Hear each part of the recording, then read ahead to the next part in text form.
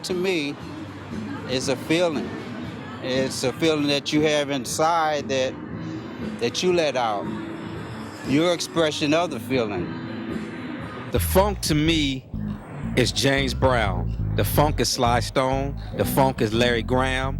The funk is Prince. If you have to describe what the funk is, you don't know what the funk is. Funk music to me on a personal level goes back to elementary school, middle school. Back then, you know, when funk came on the radio, any funk song, Cameo, whoever, it grabbed everybody's attention, as it did mine. And you pretty much stop in your tracks and you gotta either dance or stop and get into the groove. So it had a profound effect. Funk it's a way of life. It is the way I've always lived my life since about the age of 11. It is the soundtrack of my life for good things and bad things. It has got me through different overseas places that I've been. It has got me through everything. That's pretty much what funk is. It is truly a way of life. I gotta tell you, funk music is life to me. That's all I've known since I was 18 years old. And that was the only music that really moved me in a way that touched my soul and my heart at the same time. There's something very special about it. And it's like George says, funk is its own reward. Funk music to me is like the rhythm of the heartbeat, the breath, swimming, your stroke. If you're a track star, your stride. Funk means just getting down, the boogie, moving, grooving, getting the music into feeling it really deep inside and having a good time. Funk to me is definitely that groove, that pulse, that feel. Funk is a mixture of R&B and jazz and rock, and it involves a lot of improvisation, a lot of keeping it on the one with the repetition. It's spiritual, meaning it's life, it's everything. It's how we dress, how we talk, how we dance, you know, communicate, how we love, how we give life. It's all the above. Funk can be fashion. Funk can be love. Funk can be laughter. Funk can be sex. Funk can be that nitty-gritty bobbing your head into a nightclub motion saying, hey, this is what I came here for, to be noticed. And I believe that's what funk is to me on a personal level. I want everybody to notice that we have a message in our music, but we can still dance to it. Funk to me is just having a good time, you know, let loose, have a good time, just you know, be happy with life. So that's what's funk to me. It's life, it's everywhere, it's breathing in the rocks and in the crevices. It's everywhere. Sniff, smell, listen, see, feel is the funk. Feeling is the funk. Well, first off, funk isn't just music. It's an attitude, it's a lifestyle, it's a way of messaging. So, taking all of that into account, that's what it is to me, because that's what it is just about everybody. Funk music to me is an inherent music that came out of jazz and blues. You know, and I'm talking about the Muddy Waters and all that kind of blues. Funk music became a part of our American society, in my opinion, because it expressed an urban reality of that time. There was a lot of class that came out of funk music. For instance, James Brown, the famous Flames, you know, the early guys that brought that whole, you know, native African rhythm thing. It all became a part of the American fabric, you know, and translated gospel, jazz, and blues into one a popular form, which became funk. Now, funk is something that comes from the soul. Not everybody can play funk. Funk has influenced everything I do musically. It is the essence of who I am, really. When I think of funk, I think, of course, George Clinton, and then everybody's really a derivative of that to me, because I can just remember back when they hit, that was really the first time I really heard the word funk. It has a pocket, it has a groove, and it has a sensibility and a sensitivity in the music. Being that I'm from the Ohio area, I grew up listening to Bootsy Collins, James Brown, Roger Troutman, and the Players. And there's a certain style of music that comes with that kind of funk music. And to me, it's one of the best things in the world is to be able to play funk music. Everybody can't play funk music. The most thing that I think about the funk music is that you got to have a pocket, the drummer and the bass player. If that pocket and that spacing is there, then you can have funk music. If the pocket's not there, it'll sound really sloppy. Funk is a feel. It's organic. It's that's what at least it is for me. It is. Many people have their different definitions of what funk is. Funk is more of it's not filling every hole, but with other instruments, percussive, be it, or percussive sounding keyboard, percussive things, that's everybody stays in their place, and we just move all together. Funk music is music to me. Funk music is the universal groove. It's what brought me to music and why I play music. And it just gets deeper and deeper. The more I get into it, I see the commonalities between all these other genres, whether you want to call them funk or not. I see so many things that draw me to it, have the funk in it. So funk is synonymous with music to me and the universal groove. Funk to me is like, it's the mothership of dance music. It's the mothership of music that you can feel to me. In my world, that's what funk is. So funk also becomes like a disease, because it's like once you get into funk, you're constantly chasing that funk drug, and it's literally that. Like, you do one funk song, you want the next song to be funkier, you want the next song to be funkier. It's like I went through that phase where like 3 Slapbak records, all I could do was like, this has got to be funkier than the last one, because I'm just got obsessed with it. Because it does become a way of how you hear life, and for me, music is life. So there you have it. That's what it means to me. My definition of funk is basically the way we grew up in the hood. It's all attitude and day-by-day living. We just expressed ourselves through the music. Funk music is a way of life. It doesn't promote violence. It promotes unity and positivity. Funk music is my culture. Funk to me is all about, I guess, the ultimate high. Back in the 70s and 80s, I think funk really had its place in the music industry with so many legendary artists from P-Funk and Bootsy and James Brown and Sly Stone and groups like Barcades and Cameo and Prince and The Time and Function. The list goes on and on and on. And I think to me, back then, the funk was all about going out, expressing yourself, being fashionably high, having a great time. If you went to a funk concert back then in the day, everybody had an incredible blast. It wasn't like the alternative situations of what's going on today in the world. But I think to celebrate funk is pretty much been missed. It's been missed terribly. And there's only a handful of artists today that are probably still doing it, such as Prince, George Clinton, and just a handful. And I think, there's going to be what they call the eclipse, meaning when it comes back around and kind of just blocks the shade on all this other form of music that's going on. It's not technically bad, but I think what we talk about funk has been missed.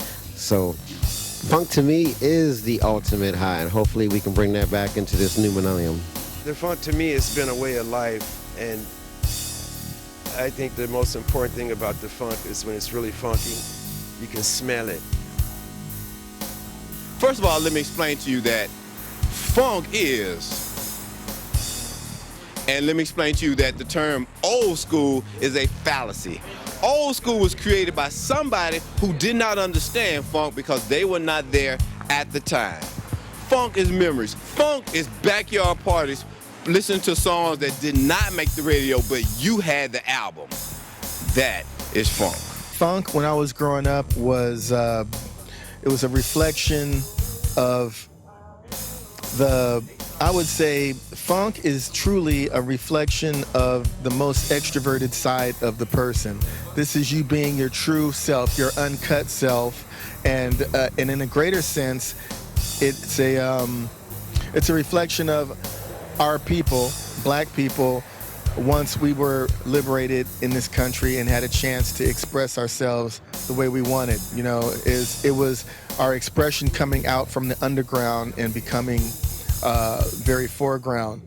We turned a lot of people on around the world with the uncut funk, as it were. And as a musician and a drummer, it was just a great form of expression for myself.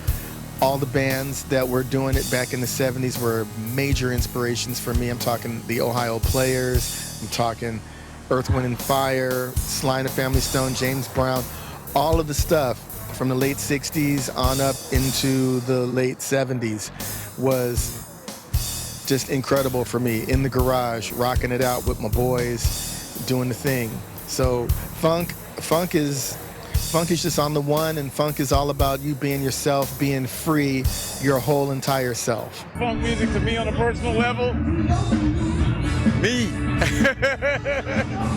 Funk music to me on a personal level is Stozo the Clown. You know, when I was never raised with any religion or anything, and when I heard the kingdom of heaven is within, free your mind and your ass will follow, it resonated with me and it changed my life because I didn't let shit get to me anymore. I realized I could solve my own problems if I really apply myself. My definition of everyday life is funk. My upbringing, how I live my life from day to day.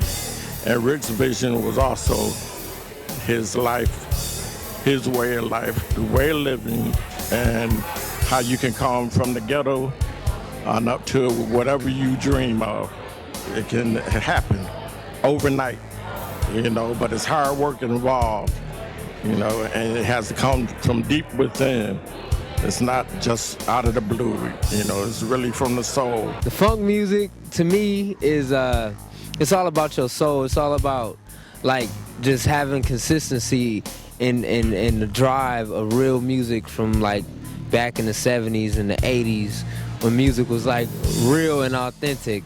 That's what funk music is to me. Funk is Rick James. Funk is Lakeside, Cameo, the Barcades, Parliament Funkadelics, the Brides of Funkenstein, and numerous groups who had musicians playing songs. They had licks, they had riffs, they had melodies and counter melodies.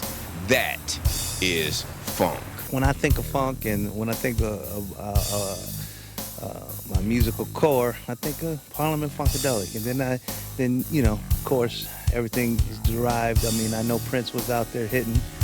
He came on the scene, but that's why they call it the Minneapolis funk. You know, it has that other side of funk. Then you got your bands like Cameo and everything, which, you know, all my rhythm guitar playing came from players, you know, like off of the Knights of the Sound Table, Shake Your Pants, and then, of course, Prince, and then all the Funkadelic guitar players.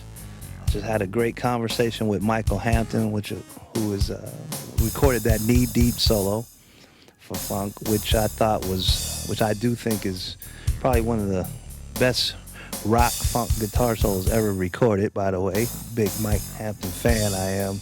I mean, thought it was the most melodic thing you could ever put on a record as far as a rock funk solo. Amazing. Funk is a beautiful thing, man. Let's not ever get rid of funk. Matter of fact, can't get rid of funk. It's the only thing that makes you feel good. That's crazy, but it's a real thing.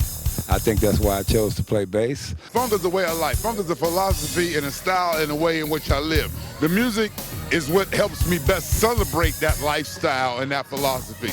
I grew up in Ohio, and there was a certain way they played the music and a certain way they hit the one and a certain way that funk came out. And it's from George Clinton and Bootsy. Well, Bootsy's from Ohio.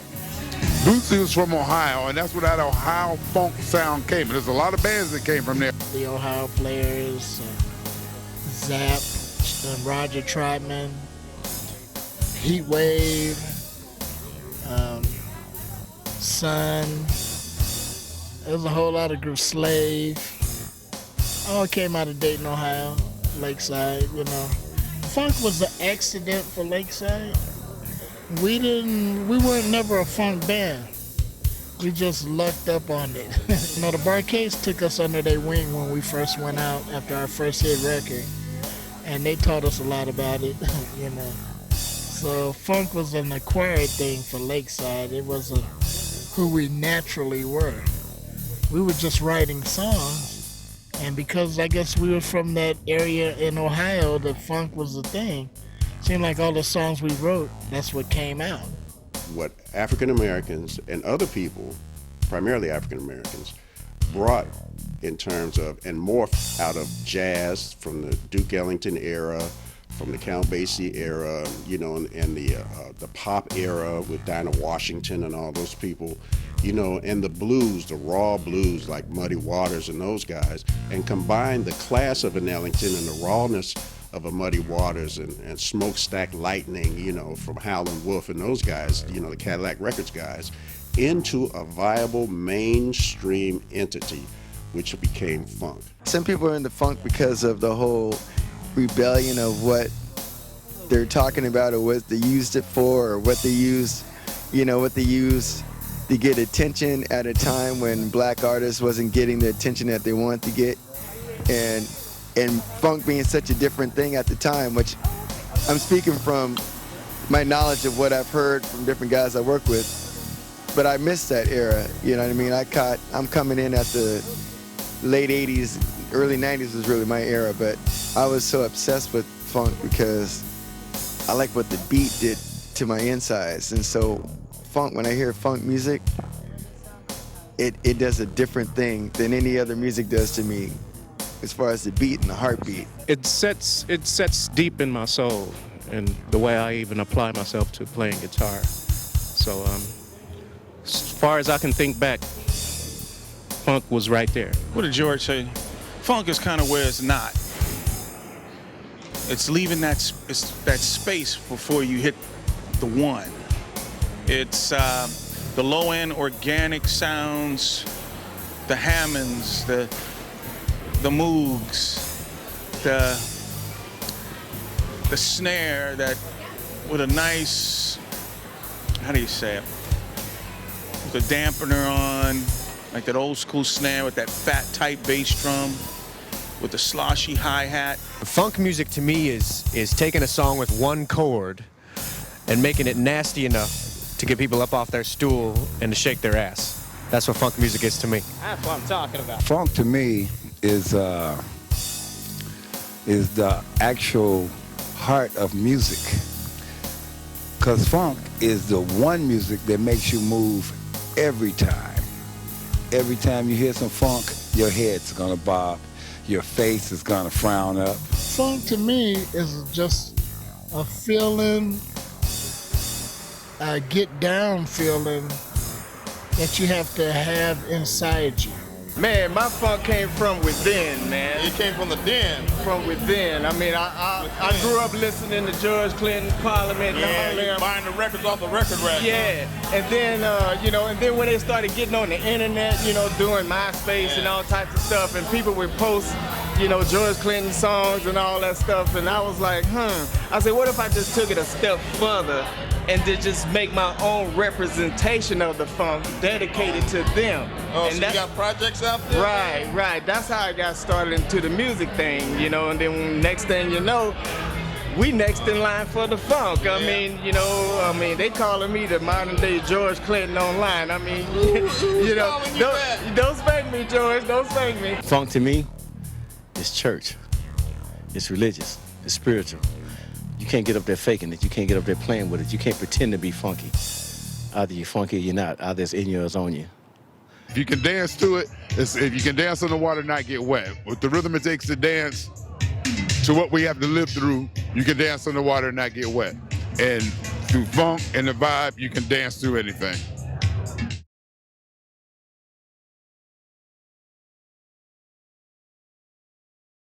Where did the funk go? Funk went back to outer space. That's where we came from, but we'll be back. The mothership will be back. One of the biggest problems that happened with the funk and why it has been lost is because we don't have young people as interested in playing music anymore, real music, playing instruments, getting down on your craft, getting in the garage and woodshedding and giving up the funk. That's what's missing. And I don't want to. I'm not going to blame any particular one thing or another, but it's not in the music teaching is not in the schools, and I think a lot of young folks nowadays, unfortunately, are not about getting on that grind and doing the serious music thing. They're all about the grind for the wrong reasons. They just want to make the money. They just want to get famous really quickly, and all of that. So it's not about reality anymore. It's gotten so facade oriented that that's why we lost it, in my opinion. I'm gonna tell you where the funk left us. When these drum machines and everything that came out, isolating certain musicians, and today's music has become push-button musicians. The funk is real live musicians with their own sound. Today's music, everybody sound the same because everybody done went to the store and bought the same equipment. So that's why everybody sound the same. There's no distinction. When we perform, we're playing for real. We're real musicians and we play from the heart. A machine cannot play from the heart. When that whole keyboard era came in, drum machine era came in, and I liked some of it, but then a lot of it just that was the beginning of the computer era, where it took away from a lot of the live and creative feeling that you got from funk music.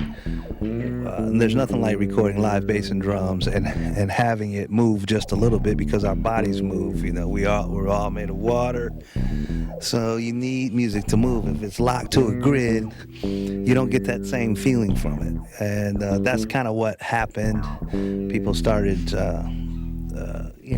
getting locked into drum machine, and it became this keyboard-oriented sound. So that drove me nuts. A lot of it, and it just kept going and going and going. And the black R&B band, or just the R&B funk band, disappeared. When the machines and stuff started to come out, that allowed non-funky people to do music. So you didn't have to do music by a feel. You did music because the machine said it could be this way. Now, what people don't know is when a funk cat gets on those same machines, guess what happens? You still get funk. You probably get even more funk than you could get live, because it locks it in. So I really believe that the funk kind of got lost when everybody started being able to do music, as opposed to just, if you was funky, you got in. Because there were a time you couldn't get in unless you was funky. I remember walking into a room full of bass players one time, and they was like, "Okay, let's hear what you got." And I played something, and they were like, "Yeah, that was okay, but you know what? Ain't funky, dude." Next time they saw me, they were like, "Wow, now that was funky." When I was taught I couldn't go in the studio. As a matter of fact, I hated the studio because I couldn't get away with nothing, especially with the OGs up in there, because I had cats like from the Funkadelics at the board. And when I'm in there laying my vocals, I couldn't skate past a note. They said, "What? You're flat. You're sharp. You out of key." Now it's just get on there and push that button, and that little machine just fixes the voice. And then they get up there and you wonder why you spend all that money and you ain't getting the same thing you got up in the studio because they faking the funk. To me, funk is a lot of people playing very small parts, and the total sum of those parts is funk. And nobody's doing that anymore. Everybody's doing everything on a keyboard, on a drum machine, and that's it. There are no groups of musicians unless you go to a church. And that's where the funk is. It's about the only place you can go now and you can listen to something and get a serious hump in your back. Now, along with that, because it's church, you get a message also. But funk in and of itself, that's where it ended up for the most part. We're trying to keep it alive, P-Funk, but, the cats are getting older now. And the industry has changed so much, technology. Unfortunately, DJs have kind of, did all their house mixes, and it's kind of like taken away, from the live music now. So it's like, me being a guitar player, it's like you got to kind of put the funk in everything we do, but it's like you can't really do it like you used to because music has changed now, so you got to kind of like adapt to what's going on nowadays. But you can still keep it funky, but, it's a lot to do with the industry. A lot of people aren't playing like they used to. And now I think it's a generation of bringing the music back again, and I think it's the perfect time. Well, funk, in my opinion, is watered down now. It's gone through a whole bunch of different changes, but we don't have a lot of people, younger people playing instruments anymore. All of it's computer-driven, and they're just stealing beats here from here and there.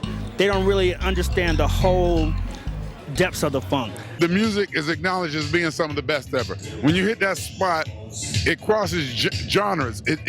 When they played it right, it crossed genres. So that tells me there's something about that vibe and the way it's played is great. Hip hop took it, went on. Now, why did it die? Well, there's stories and stuff about where in the 80s, when Mr. Clinton and Parliament Funkadelic was at this spot where they could have really just blown up and taken over, Casablanca, the record company, Casablanca, and I forget his name. I know his name if I think about it. It was one guy pivotal in creating Parliament and that vibe and that sound and that whole concept of funk. It went to disco. Disco came in and kind of, the record companies or whatever, kind of replaced that funk. And there's also a theory or an idea that the record companies wanted to stop Mr. Clinton because he was at a point where he had all of it covered. He had Parliament and Funkadelic. He was getting to the point where he was going to have his own label. Why funk is in a genre? Why isn't, you got rock, you got jazz, you got all this. Why isn't funk one? Funk was disrespected or undermined or whatever. And the more I look at it, the more I think it just didn't happen not to happen. I think something happened where it was stopped because the music is still great to this day. The music is still great. How can the music still be great to this day and it not be a genre? You got to go find funk under hip hop or rock. Hip hop or soul or something. What is that about? There's very few funk artists who are making funk anymore. Everybody's making Daft Punk or some kind of weird kind of different kind of variation of it. And there's a few of us out here who want to make a comeback because we know what it sounds like. We know what the hell it feels like. We know how to do it. We know how to repeat it. We know how to duplicate it. But and people want it, but nobody is selling it. I wonder why. Unfortunately, the musical reins have been taken control by some musically untalented people. They take a lick from funk and put a rap on top of it and call it old school. But funk is alive. Funk is in the hands of those who are a little older now, and they are in the clubs playing it, keeping it live. I remember when I was coming up, funk was all about, really being about your craft. It's about really being about true self-expression, and it wasn't selfish. It was a self-expression thing that also involved everybody. It was communal. Everybody getting down together and doing their thing. So there's a lot of factors that kind of took it out industry-wise, when it became producer-oriented, not musician-oriented, when it became all about one person as opposed to a band, people doing their thing. But, funk is such a strong thing, man. It will never, ever be completely lost. It just went underground, and there's still folks that know what the one is. And all the veterans that we still have here, like Bootsy Collins and George Clinton and even Sly, everybody, we still know where the one is. It's still around, and it will be coming back very soon. Every time we performed, it was different every night, mainly because it was a feel that we had. I mean, a lot of the songs that we created was live on stage at sound check. A lot of those hit records came from sound check, So when they say what happened to the funk, there are no more players, It's all drum machines, and software. If you have real musicians, you got everybody's attitude. You don't know what kind of attitude somebody has during that day. It comes out in your music. A lot of Rick's music, if you notice, has attitude. And that's the way he felt that day. We lost a whole generation as far as artists and musicians were concerned. I was fortunate enough to grow up around Lakeside and Rolls Royce and Funkadelics, and I actually got a chance to be with them at rehearsals and studio, and they don't have that on-hand training anymore. You feel what I'm saying? I went through boot camp, you feel what I'm saying? I got a chance to watch them at rehearsals, I got a chance to watch them in shows, I got a chance to learn the dynamics of the get down. You got a lot of folks right now, they found out that you can get up there and just play the track and sing. You can't do that. See, a lot of cats that are doing something now, when rap came in and, it was easier to talk than to sing. It was created with instruments, not in a bedroom on a computer. So a lot of music can be created that way, but funk music has to have a feel that cannot be created in Pro Tools. Yeah, a lot of the music today is in a sad state, with these drum beats and just kind of lack of chord progressions, lack of direction, and lack of just almost like a 2-year-old sat on a keyboard and started banging on a damn keyboard, and then I'm like, okay, that's 8-bar phrase, and then that's their song. I heard that shit, I was listening to the radio, and a lot of those songs just one keyboard line, and it's sad in a kind of way, and it's interesting as well, because it's like, wow, is that what the kids, because the kids that grow up with that stuff, they actually think that's music. We develop music by our culture. There's such a depletion of values today. There's such a different climate in things. So some of this stuff is organized noise, and people will pack stadiums to hear it. I personally think funk music is here now. So obviously the heyday of funk music, the golden age, if you will, was in the 70s and 80s. But it spawned so many other things like hip hop and other younger groups.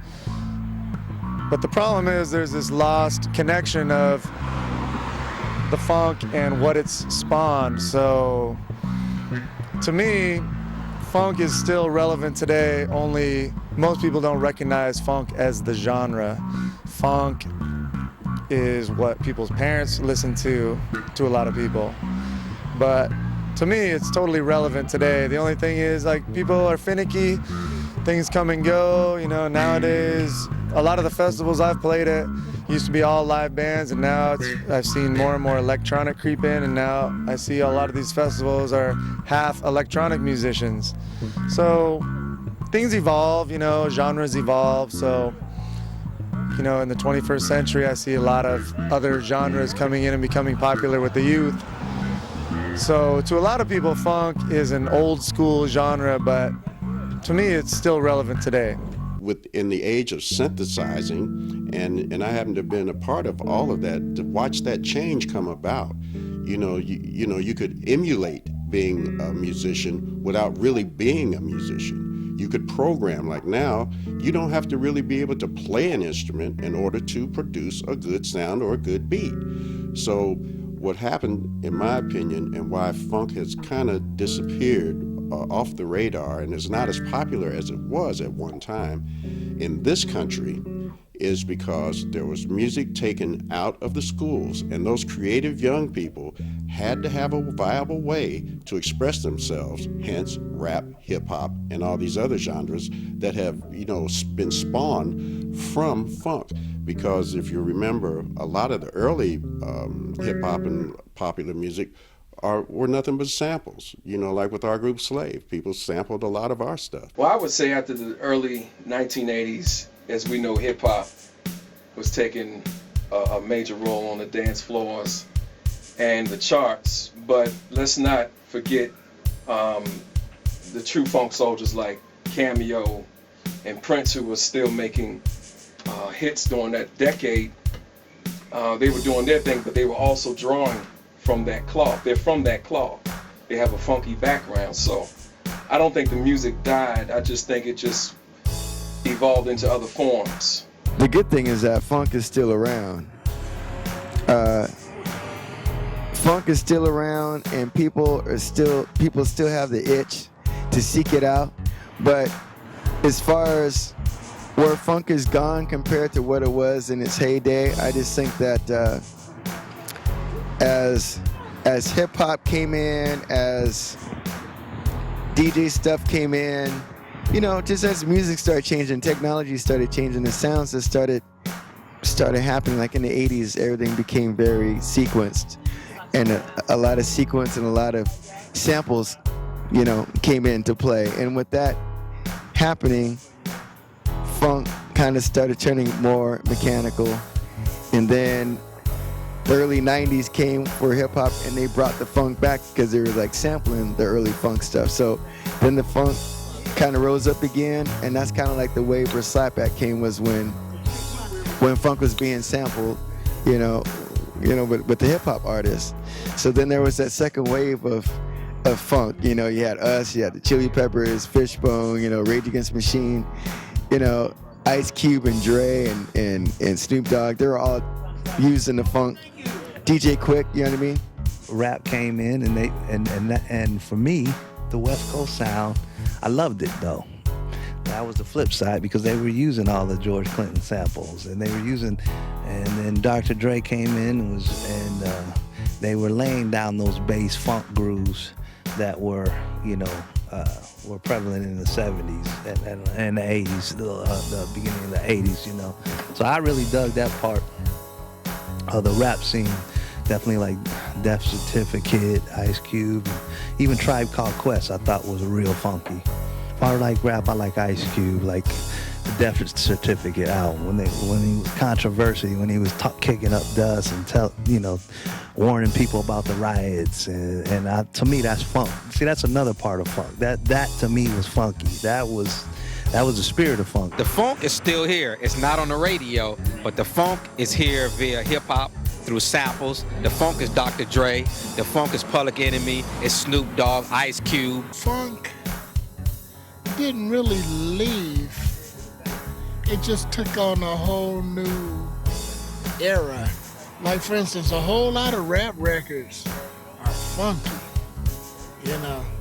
They just call rap. But the tracks that the rapper even sampled, whether they sampled it or created it, Dr. Dre's stuff is funky. Funk kind of went underground, or let's say put in the back of the spice cabinet, and only a few different people grabbed little bits and pieces of funk. You heard it in Vogue. You definitely hear it in all the rap, and every now and then you hear an underground artist just kind of pick it up. I don't really think it went anywhere. I think it went into a lot of places where people of this new generation are actually going back in time and stealing certain licks, certain riffs, certain songs, and just sampling their butts off, but funk has always been there. It's never been anywhere. If you look around and stand next to somebody, you can definitely tell if it's something funky. But funk has definitely been kind of like incognito with other titles, people called neo soul and a replacement of soul music, and you got all these other things going on. But funk has always been the underlayer of that kind of music, and I think it's about time in this new generation that we bring funk back up to the forefront where people can recognize it and not be scared to say funk. They're calling it all these other crazy things, but it's always been there. And if you listen really close to a lot of music, it's always there. There's people taking things from it, but they're replacing it with this new title. But you know, funk is just one of them things you just cannot deny it's there. So hopefully artists like myself and others will be bringing it back, you know, with a vengeance, and hopefully you'll get a chance to check that out. Any musician you run into will let you know that funk is there, always here, and it's always been there. And it's just in the mainstream. It just got covered up by a bunch of nonsense. I personally can say that the industry didn't know what to do with the funk music. They didn't know whether it was black music, white music, rock music, R&B music. There was so many categories to go through. It really is a class on myself. Well, you can't describe funk, I would say. If you try to describe funk, it ain't funky. I think today, you don't hear any funk in top 40 or adult contemporary. I think you hear elements of funk music in gospel, and when big name artists do live shows like Stevie Wonder or Prince, they keep funk alive. But I think the only genre of music where you still hear elements of funk is probably in gospel. As time goes on, new generations come up, different fads and things happen. They try to redefine the same old thing with a different word. They say that's not jazz, or no, that's R&B. No, that's not R&B. That's soul. That's this and this. And then we got folks. Oh, it's not rock. Oh no, it's alternative, and so on and so forth. I hear moments of funk in a lot of different stuff. Funk that I hear some of that stuff in Lady Gaga stuff. Some of the different modern stuff. I think it's more people have taken certain things from just the pure raw organic stuff. At least from my generation, that I like. It really didn't go anywhere. Funk was created by musicians, and I think what happened when kids stopped playing instruments, or when the instrumentation wasn't as prevalent in music creation as it was back then, that's pretty much funk kind of went underground a little bit. Funk is everywhere. Didn't go anywhere. A lot of the current, not so much mainstream, but in the underground are definitely embracing this music. Not too many people are playing it today. Not even funk people are playing it today. In fact, a lot of the best funk music is being played in the church. The gospel church music is playing funkier music than P-Funk and Parliament Funkadelic is playing right now. And I said it on camera, I'll say it again. It still lives in like gospel music and sometimes in contemporary jazz. But other than that, I think funk music has left the scene, and cats don't even think about it anymore. I think cats is more into chops and more into like just trying to be like Charlie Parker instead of just, playing like some Parliament like type, just straight ahead funk stuff. Funk is space too. And a lot of kids, I notice, when they say, yeah, let's get funky, they're doing a whole bunch of notes and slapping the bass, doing that. Anybody see that movie, Slapping the Bass? Where's that movie from? Anyways, and a lot of that stuff is not funk.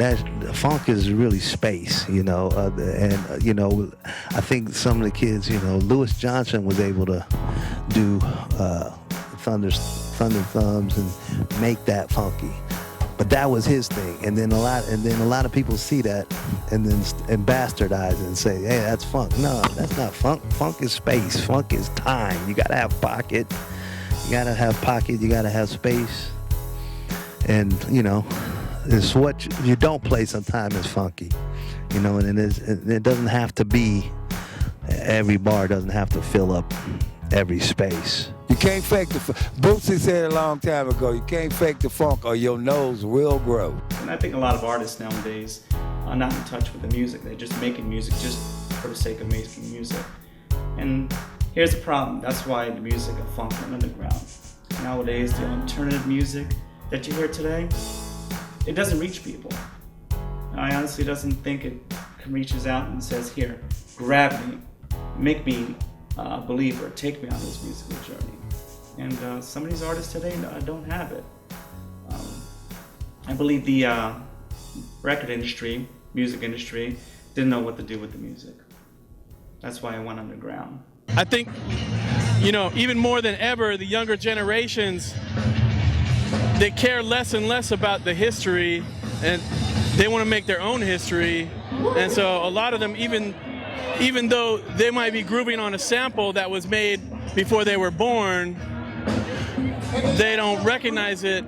Well, I wasn't born when funk is really alive, but then again, I you know, when I listen back to the old school funk, I mean, like, oh wow, this is real. I think all the funk music has been filtered into hip hop. How many hip hop records had Roger Troutman's groove up under it? You know, how many hip hop records had James Brown groove up under it?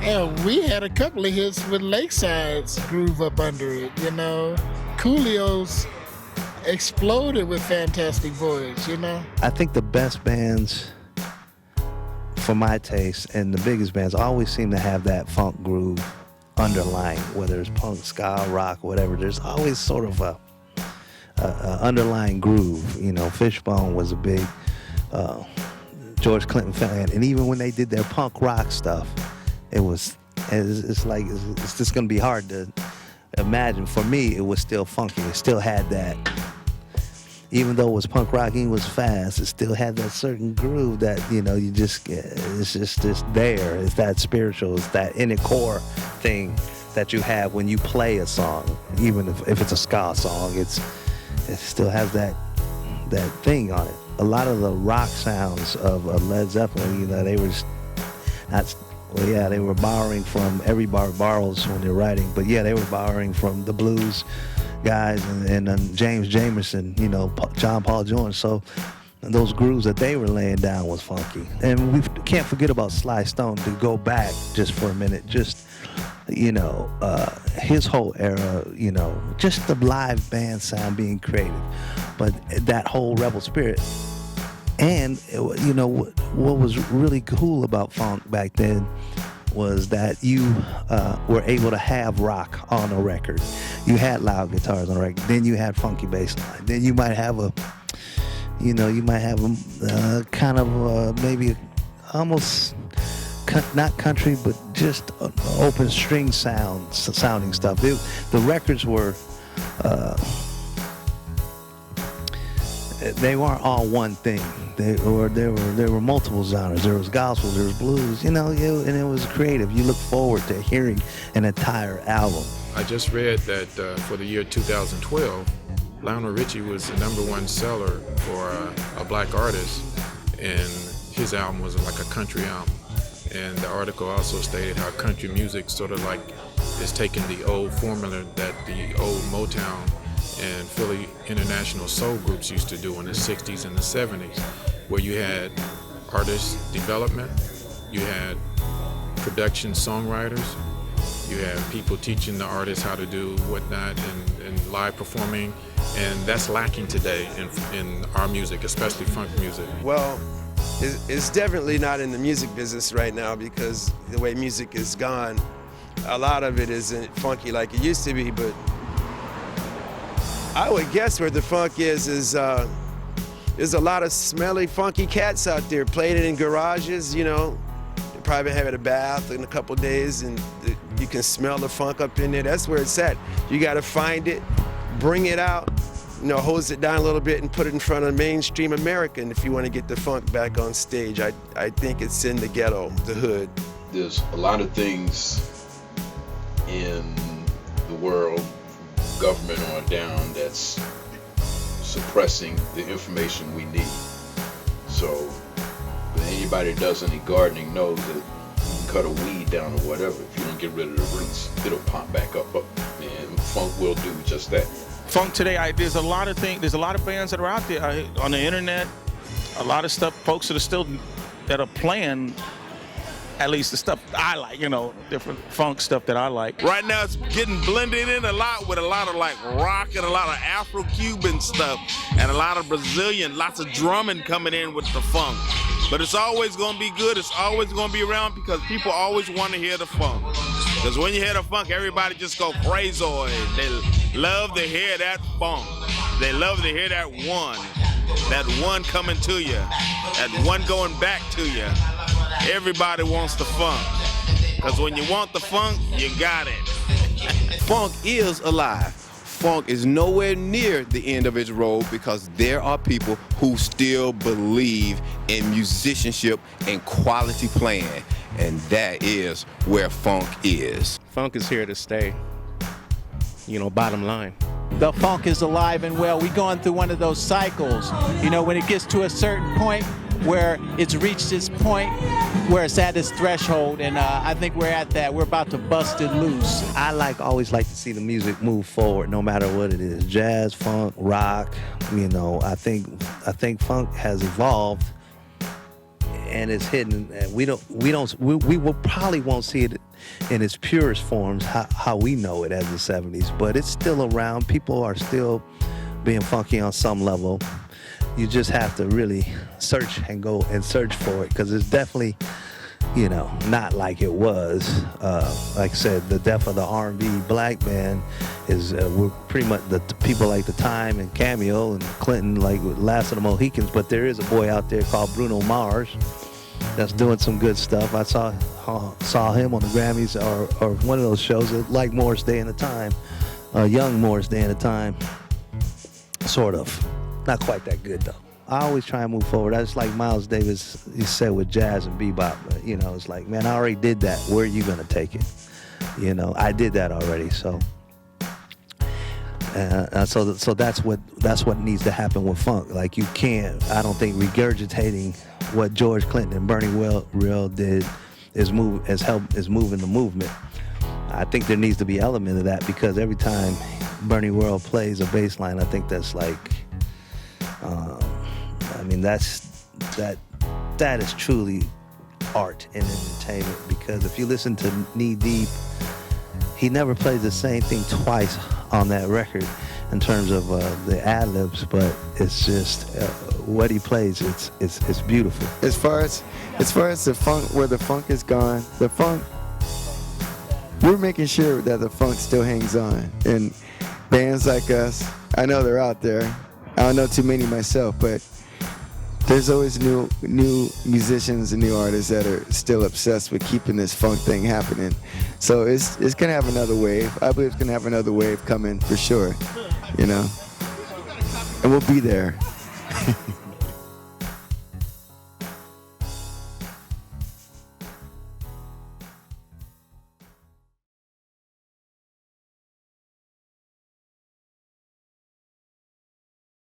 The future of the funk is looking bright. Yes, I feel inspired by the vibrations all around. The funk is coming full and strong, and it gets stronger. The funk definitely gets stronger. Check it out. As long as there's a wrong to make right, funk has a future. And like when I was coming up, there was always a message in there somewhere, even when it was implied to dance. It wasn't just shake this and shake that. There was a message behind all of that. So as long as there's dissension, as long as there's unrest, there is funk. The music of Parliament was not about wigs and funky shoes and being all groovy. Parliament had a serious tone to it, and they got gentrified into something to whatever it is now. And George Clinton and them, they let it keep going in that direction because of the people who are buying their tickets. If you go see to these concerts today, it's young white kids buying their tickets. And they want to be funky and groovy and hippie. And if they buying the tickets, what are you going to do? Somebody's going to have to stand up and start saying, look, this ain't funk, that ain't funk, that ain't funk. This is what we're talking about. Thump Daddy played down there. That's funk. He hit that spot. Funk music will still live only by request. I think that people have to request funk music and actually get off their butt butt and go see funk music for it to survive. I think that if funk music was taught in schools, which is probably not likely, but I think if it was taught more, or if, you know, people just went out and just explain what it was to their kids these days, instead of listening to like Jay-Z and Soulja Boy and all these corny cats, you know what I mean, then funk music will come back and be worth listening to. It's all an experience, and it's all about where you are and where you come from. How do we preserve funk? We must support funk. When the artists of the past are touring, we must go see them. When the artists of the past are coming to your town, you go and see them. You take your children with you. You load up the car and you take your children. You pull out a vinyl record and you play the records prior to the concert. So when your children get to that show and they say, oh, I remember that song, you played it for me. And you say, that's right, son. You are now watching Cameo. You are now looking at Earth, Wind, and Fire. You are now watching Midnight Star, the Barcades, Confunction, Slave. Let your children know who played funk. What I thought was truly brilliant about the early days of funk is the level of musicianship, in terms of you had to be able to play through a whole song. You couldn't play 8 bars and say, hey, sample me, or cut and paste me. You had to be able to play the whole song down. You had to be able to stay in time through that whole record. Oh my God, what a novelty. That's why you see a lot of these bands, sometimes they come out on the record and they can't even play their own record, because it's cut and paste, and you hear them live and it's like, wow, where's the musicianship I heard on the record? Well, a lot of it's producer driven. When you come to see us perform, we always get this feedback. Oh, they sound like the record. Well, they fail to realize that is us playing on the record. So we're just playing our own music. I don't know how to preserve it. You just have to come and look at us dinosaurs. Because we still out there playing, we still doing that. I would like to see more of it and like to see it grow, but gonna be out there and doing it. So, yeah, we keep the funk alive. I can't help it. It's in my bones. It's sitting there. It's gonna come out. Oh, I just be funky. Whatever I gotta do, it's gotta be funky. The future of the funk is preserving the artists that are still here. Like right now, George Clinton is still performing. The Barcades has a new album. You have to support those artists who are still performing, who still bringing the funk. And then you have to support groups like Mint Condition. You have to support Raphael Sadiq, Slapbak. Those kind of groups are still keeping it funky. We have to support our old school artists. We have to support groups like Mint Condition, Ready for the World, Tony, the Barcades, the Brides of Funkenstein. George Clinton is still funkin'. We really have to really keep them in the forefront in order to keep this funk thing alive, because it is a feeling of expression, and it's something that families and generations has really supported for all these years, and it's been a part of everyone's life. How do we keep funk going? How do we take it into 2013 and 2014 and beyond? I think the easiest way to do that is do what they did with the forefathers that created funk in the first place. They all united, from Sly Stone and James and Bootsy and George, from Prince and The Time and all the rest of them. They united together to keep that funk alive, when others thought that it was probably gonna not be around as they thought it would. But I'll tell you one thing, don't sit around waiting for it to come to a Rock and Roll Hall of Fame. What we need is a Funk Hall of Fame. Let's get it together. Let's start planning. Let's get our own Funk Hall of Fame. I got the plan. I got the idea. Let's do it. Let's make it happen. Nobody's going to give us a Funk Hall of Fame. We have to create a Funk Hall of Fame. We're the ones making the money now, paying the taxes, got the corporate jobs or whatever, Nobody's going to give it to us. You're going to say, oh, the man ain't going to give it. The man didn't give nothing. It was men who went out there and gave it to themselves that got it. You got the Rock and Roll Hall of Fame. Nobody's going to create a Funk Hall of Fame but funk people. The Rock and Roll Hall of Fame in Cleveland had a big exhibit several years ago of various funk bands, including Slave, you know, the Ohio Players, people like that, you know.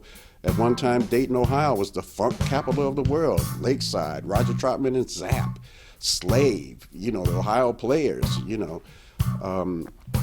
That's how we keep music, the funk music alive, is let people know that it existed and that it is where all of the music that they're listening to now came from. Funk is just kind of where it's at. You know, they need to learn it.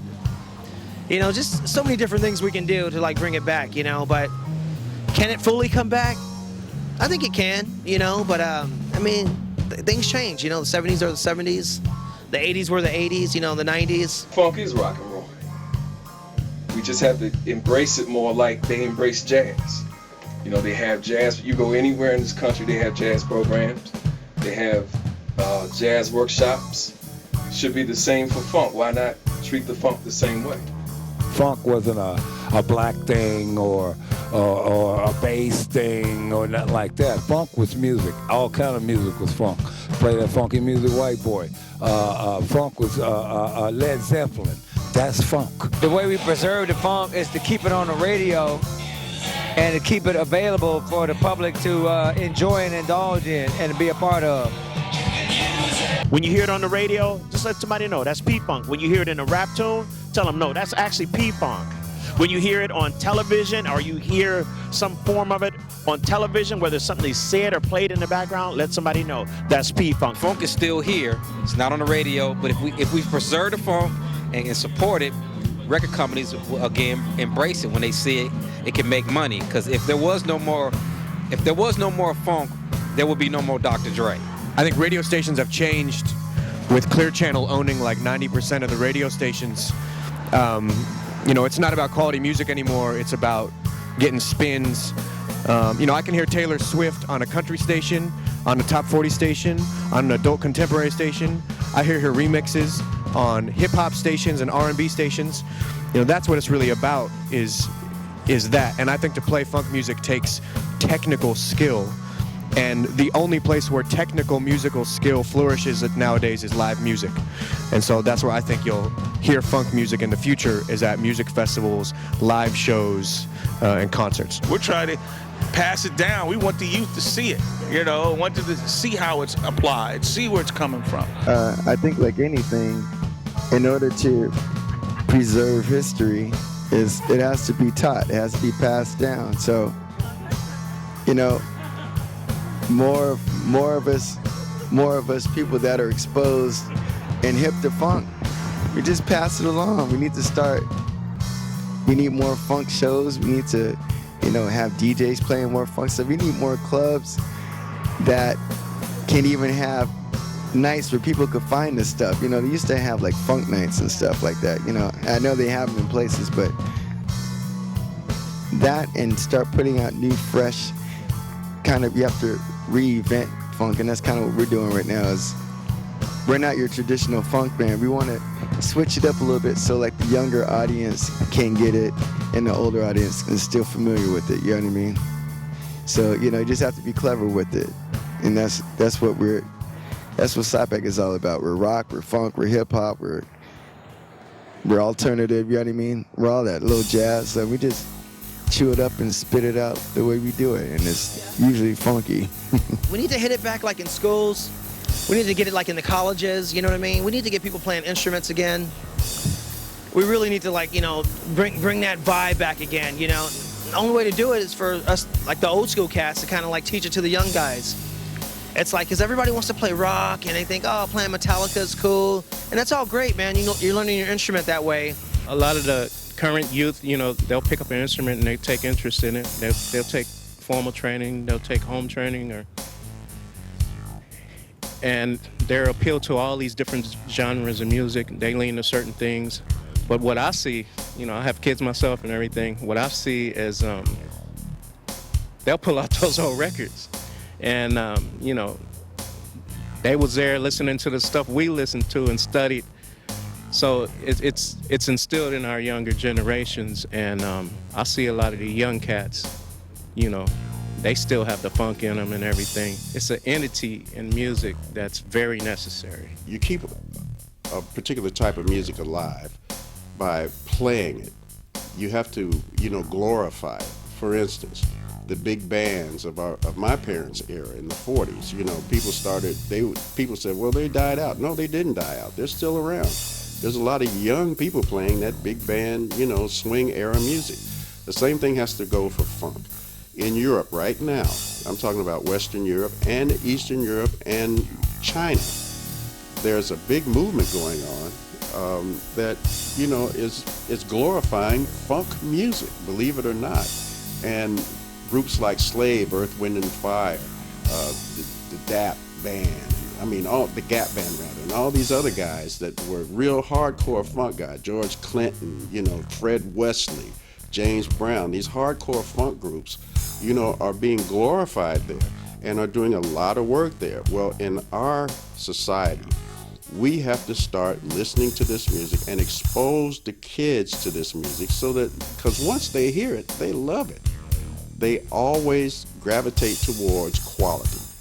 Quality funk you can't beat anywhere. It came out of the garage bands, and when you start, like I said before, if you put the music back in the schools and you start giving these kids instruments to play, and with all of the stuff that they have now with the synthesizers and the sampling and everything, we're going to hear an even better way of expressing funk. We have to keep instruments, keep music in schools, keep the instrumentation, musicianship alive so that funk music can thrive. That's the only way it's going to happen.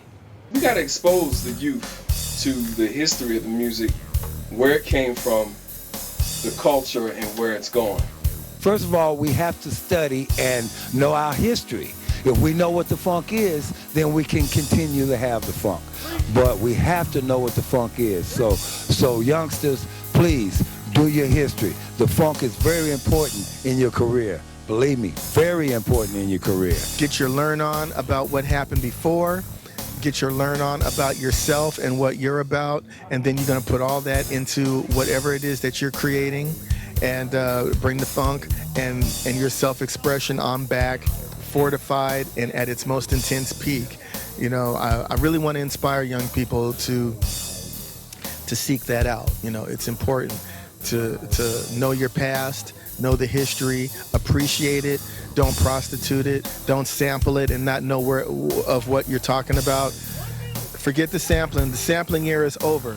Do your thing now. Learn from it, be able to do it, and then take it to the next level. That's what people like myself at 47 years old and Sly Stone, George Clinton in their 60s and 70s, all we want to do is see the funk keep going on. We want to see it going on strong. I would say it's our duty, old school funketeer hardcore, to pass the torch as best as we can and in the live venues. It's so profound, it's inevitable. When I grew up, the thing that was nice about the groups is that they had places to play. So that was the training ground. For me, it was at the Battle of the Bands and the high school talent shows. The experiences in Dreamgirls and the Five Heartbeats, that was my experience growing up. And that's how all the guys with Lakeside and Heatwave and Phaso and Slave, we all had that same experience. I'm not sure if they're having talent shows these days in the high schools and whatnot, but basically the teenagers need avenue to play, and young musicians need experience to play so that they can get their chops together. One of the things that I feel that's lacking in today's shows are that the musicians and the artists that are out today with all the lip syncing and the dancing, it sounds fake, it sounds artificial, and it's just not true music. So there needs to be something to get these young musicians a chance to play and work out their skill level so that they know how to present a show and do a live show. For instance, Shaka Khan, Jeffrey Osborne, Charlie Wilson, all of those people know how to do a show. That's what we need from our people today. Musicianship, man, it's like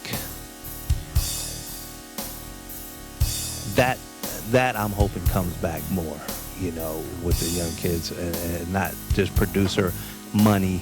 That's another thing, everybody wants to make money, and you should, but what about wanting to be good on your instrument and create something that's art? You come into the world, you don't know what funk is, but once you're exposed to it, you're hooked, and you're hooked for life. And the only grievance you might have against funk is you don't get enough of it, but it's always around, and it's always a part of your life. You can't get away from it. Once you're infected, you test positive, that's it. You're gonna be you're gonna help yourself. You're gonna love it. So, I love the cameos, I love the confunctions, I love all that stuff. Everybody, see, people don't understand. Each one of these groups are an institution in themselves. You know that's Cameo. You know Larry Ow, and you know Ohio Players Ow. Just everybody has their place and their space. Zap, Roger, you know when Roger's coming. That right there, that's, ooh, whoa, bam. You infected, that's it. So you say, you know him, Bernie's move. You know and all that. Do fries, go with that shake. What was that? But I like it. In the 70s and 80s, you had different groups, and just from the sound, you knew who it was. Today, like I said, everybody sounds the same. Only way this music's gonna change, live musicians, live recordings. The young musicians have to keep this genre alive. They have to keep this form of music alive, and it'll always live on in concert. Live music will always be the vehicle that funk music travels in. For the future of funk, I think we need to bring it back around an eclipse. As Julian Stefani said, just make it a huge eclipse just to overshadow this alternative music of today. Make it passionate. Make you believe that this is soulful. This is what brings you into the realm of funk. When it gets so stale, the only way you can go is funky. It's like when you get down, the only way to go is up. So, it's gotten to that point where the only way we can go is funky. So I'm feeling excited to be here. This is a great time to be here, and the funk is alive and well. Nutmeg 'em on. Bliss to the next. The future of the funk, I would think that would all depend on who the next president is who is elected. If we get Romney in office, the funk is dead forever. And if you get Obama in office, there might be a chance that he'll let some funk out. But basically the people that are writing the funk and recording it, they just gotta produce it themselves, put it on the internet, and find their own people. You can get it. It's not being controlled anymore. You can create your own destiny just by recording the funk and putting it out. People will listen to it if it's good. Let me straighten things out. The future of the funk is here and now. Now is the future's now. Me, her.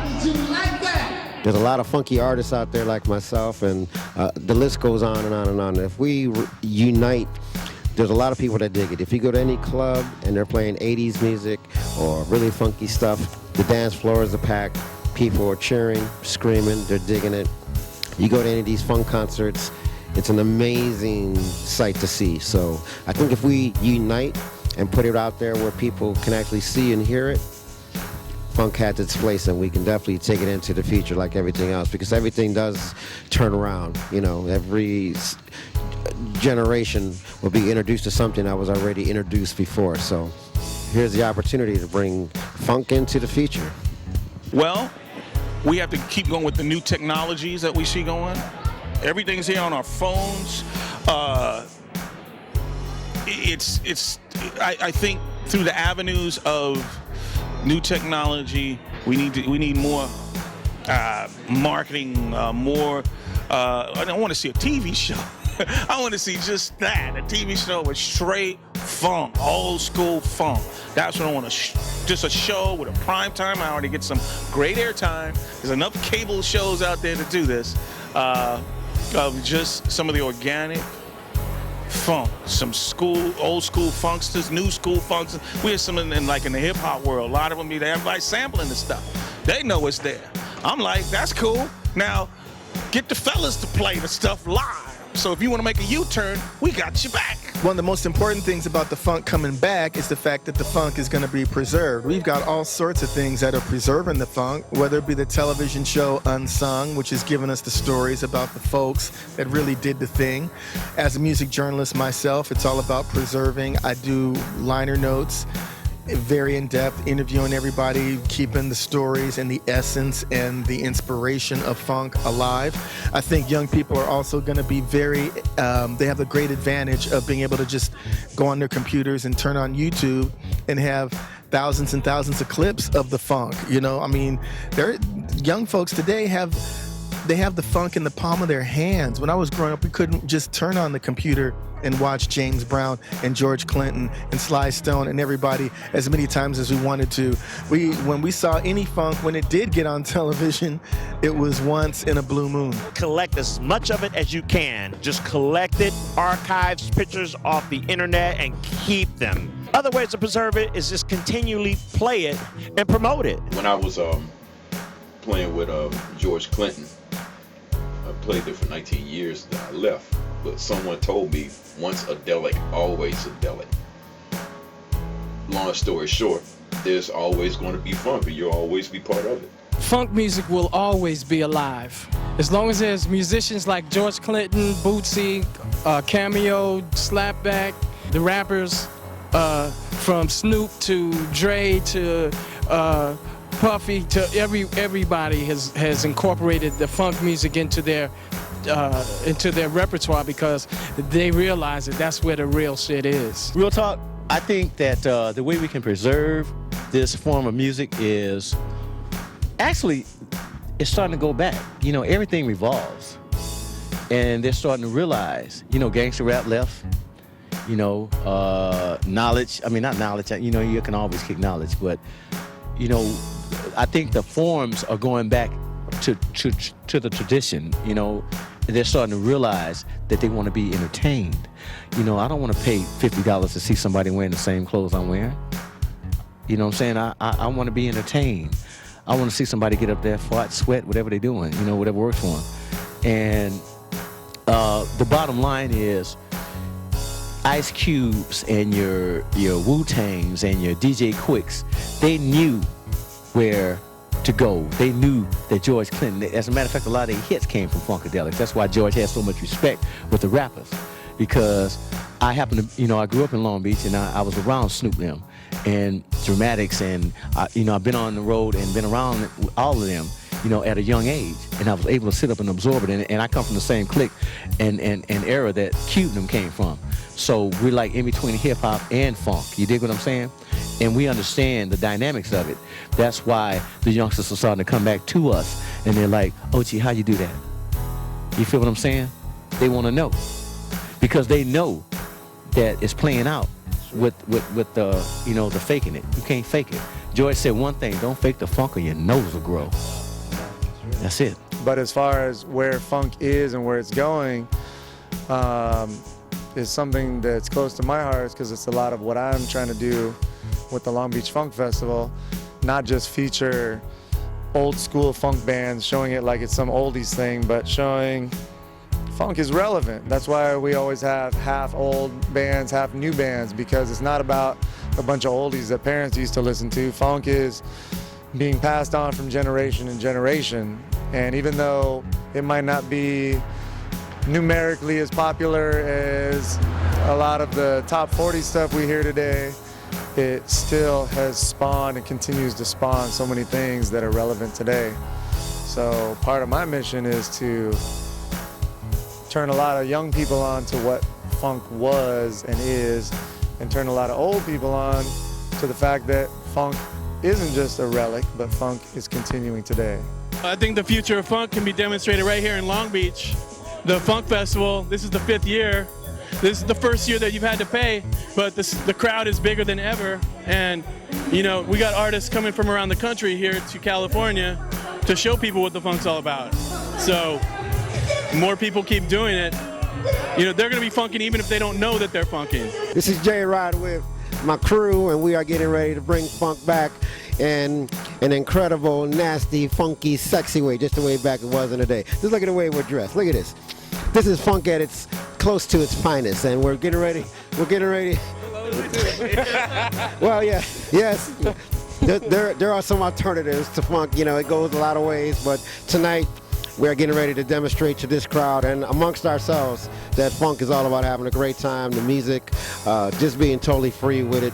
And we are getting ready to take it into the next 20, 40, 50 years and just bring it back to the way it's supposed to be. My name is Charles Glenn. I'm the bass player from the original group Ozone from Motown.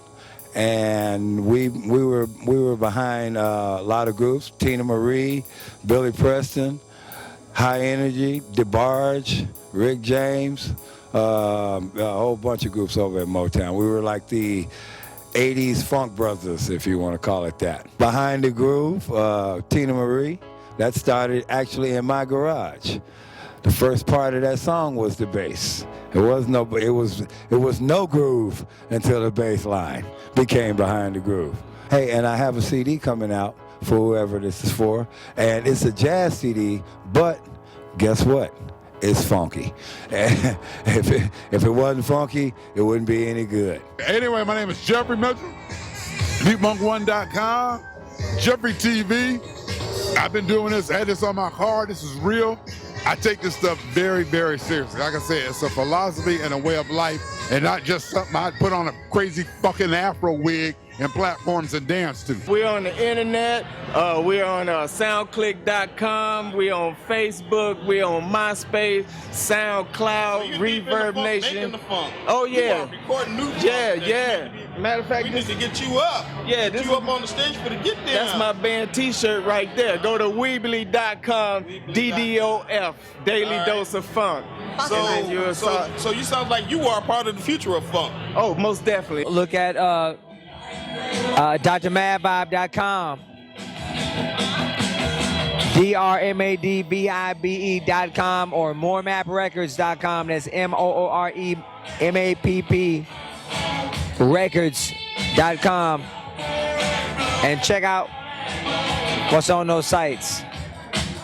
I got a new CD out called The Angelo Show. It's bad as hell. Dr. Mad Vibe brings you The Angelo Show. And check out Storytime Theater on the Dr. Mad Vibe site. We got new Weapon of Choice music coming out, really relevant, real soon.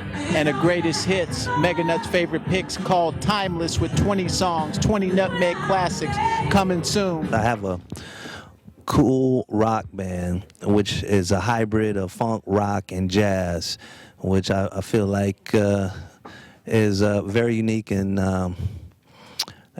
well worth listening to. You can check it out on Facebook.com/Freak Juice, obviously, and then CD Baby. We got a few records and working on a new record. So please support independent artists and help keep funk alive.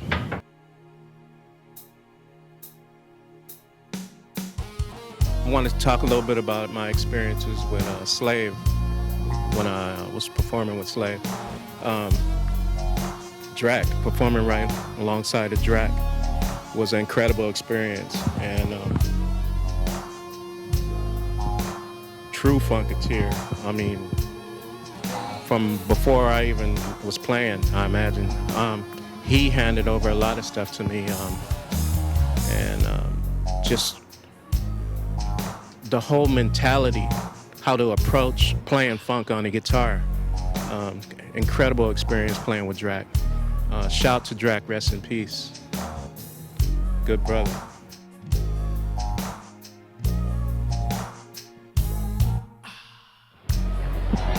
Now, when we first met Rick, we were a local group in my basement, and he came down to check out one of the guys that played with us in the local group, which was Levi Ruffin, and he picked and chose, people that he wanted to be involved with.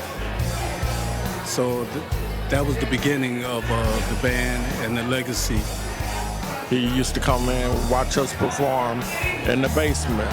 And when the opportunity came for him to record his second album, he asked us to participate. And our audition was to do Tina Marie's very first album. And he took the tracks and let Berry Gordy hear them. And Berry loved them. And Rick came back from LA and he asked us to be a part of the Stone City Band. And that was our audition. We did it, and it's been history ever since. Nothing but hits.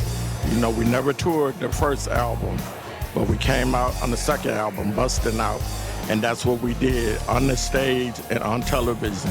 We busted out into everybody's life and made us a household name. Right now, since we've been back together, I would like to clear up on who OSCB is. We say Original Stone City Band, but the real meaning behind Original Stone City Band is because we're staying true to the music and the legacy. And that's the true meaning. Basically, a lot of people think we have all the original members in the band, but that's not the case. It's basically us staying true to the legacy. And we have 3 or 4 original guys that were there from the beginning, and we'll make sure we carry the legacy on. Yes, like my brother said, you know, it was several members in the Stone City Band. He had a lot of band members, but we're the original band who lived with him. We went through everything. We're from Buffalo, New York. No other place, Buffalo, New York. We're the real deal. And hats off to everybody who was performing and a part of this organization. We love everybody. We didn't isolate anyone, and we still remember everybody, and we still pushing, but we're carrying the name with the true sound. Through the years, there were multiple members of the Stone City Band. Throughout the years, people go their own way. Health-wise, they weren't ready to get back together with us. So, basically we're just gonna carry on. And we went from, like my brother said, we went from Buffalo, New York to Beverly Hills, which was culture shock, basically, But we have plenty of stories to deal with, And I just hope you just follow the funk, because we're gonna carry on as long as we're around. Funk and roll.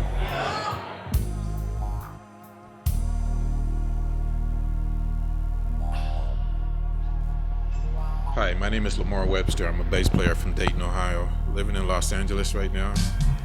Today's segment, I would like to talk about the Ohio players from Dayton, Ohio. These guys put out their first record in 1968 on Capitol Records with an album called Observations in Time. And just recently, they lost their original guitar player. His name was Leroy Sugarfoot Bonner. Leroy was from Hamilton, and he grew up in Cincinnati in his late teens. He was mentored by Wilbert Longmire, jazz guitarist, whose best friend was George Benson. Sugarfoot was Wilbert Longmire's neighbor for a few months, and he picked up some jazz riffs and stuff from him. And when he relocated to Dayton, he got influenced by another guitar player named Robert Ward. The Ohio players used to be called the Ohio Untouchables from about 1959 to 1963. Sugar eventually joined the group, replacing Robert Ward, and they put their first album out in 1968 called Observations in Time. If you listen to the song Summertime, you can find it on YouTube. You can hear the strains of Robert Ward's influence with a lot of heavy reverb and tremolo guitar and Sugarfoot's playing. In 1971, the group released Pain, their first album on the Westbound label out of Detroit.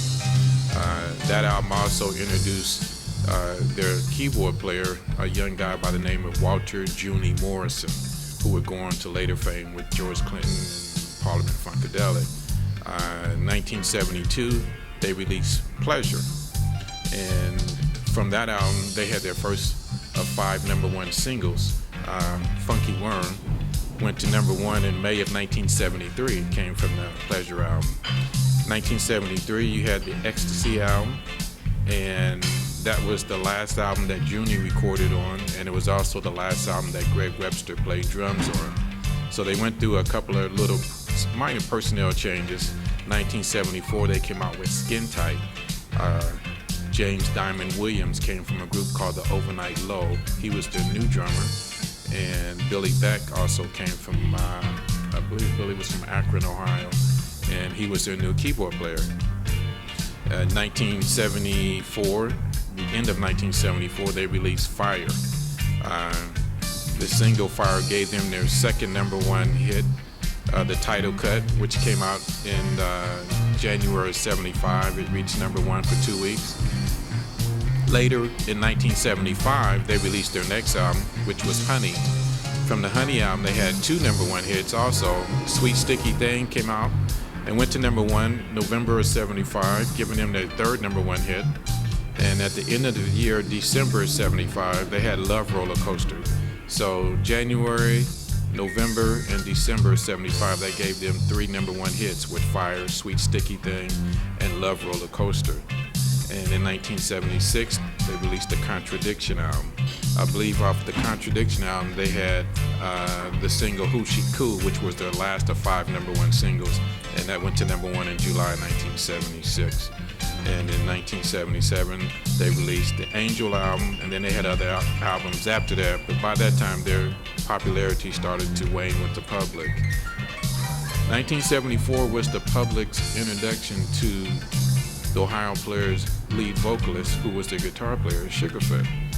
Sugarfoot had a unique way of singing, had a unique style of singing, and it was later copied by several other acts, including Maurice White with Earth, Wind & Fire, Michael Cooper with Confunction, Larry Dotson with the Bar-Kays, and whoever the lead singer is for this group called Low Key.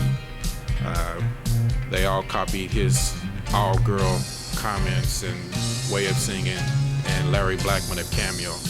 All of these guys, Lionel Richie of the Commodores, all of these guys had a way of slurring their vocal a little bit to get that Sugarfoot effect. But he was very influential. And one of the things that I liked about the Players is that they never really tried to go pop. They never really crafted their music to really go pop. They just did what they liked to do, and you know, it crossed over on its own. After Junie left in 1973, he landed with the Parliament Funkadelic Camp, and he helped write some #1 songs for them, including One Nation Under a Groove, Not Just Knee Deep, Aqua Boogie Affair, and then he was also on the Motor Booty Affair album, as well as some other albums after that. So just wanted to pay tribute to my hometown heroes, the Ohio Players, and recently we lost Sugarfoot. We give condolences to his family. I'm really proud of my hometown of Dayton, Ohio. Some of you may or may not know Dayton, Ohio is home to not only the Ohio Players, but the fellas with Lakeside, Heatwave, Slave, Sun, the group Dayton, Phazo. They all came from Dayton, Ohio. We all grew up together in talent shows. Steve Arrington left Slave and started Steve Arrington's Hall of Fame. So all of these cats came from my hometown. I'm very proud of my musicians in my hometown. Starting with James Brown, they sort of gave our introduction to what we know as funk. James Brown and Bootsy sort of paved the way for funk in the Ohio area, and then Dayton, being a close neighbor, picked up on that with the Ohio Players, and then Slave, and then Phazo, and so on and so on. And then Lakeside was out here once they got out of high school, but you know, they carried that funk tradition with them as well. And as a matter of fact, they playfully called Dayton the land of funk in one of their big songs, which was Fantastic Voyage, which was a #1 hit song. So just wanted to say thanks to all of the musicians that we grew up with, all the musicians that we battled against each other in the talent shows and whatnot. It made for a real competitive atmosphere, but it also made us hone our skills and crafts so that you still have a lot of these groups today still out playing at some of your local venues.